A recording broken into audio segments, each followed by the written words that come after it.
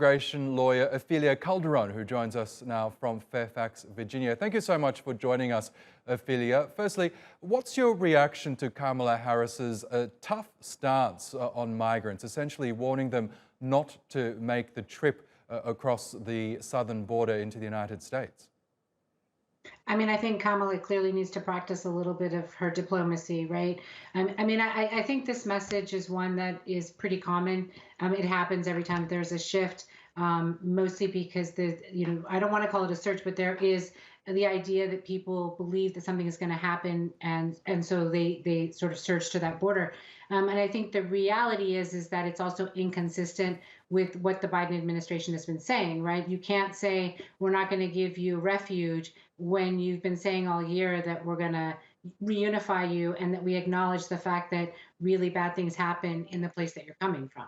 It seems like the Biden administration is trying to please both sides of this argument. On the one hand, we have Republicans and other conservatives who say that the Biden administration has lost control of the US southern border, but you have progressives saying that the Biden administration isn't doing enough to address the immigration issue with more compassion. How do you think Joe Biden should handle this issue? What does he need to do?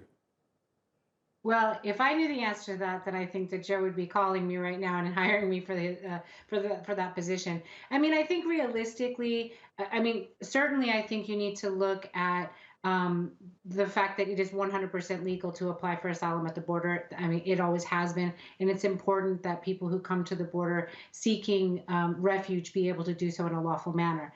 I think the other piece, of course, is creating systems in place where in Guatemala and I guess the other countries in the triangle where that situation isn't happening, right? I mean, I don't think anybody can say that they aren't fleeing something that's real, gang wars, et cetera, et cetera.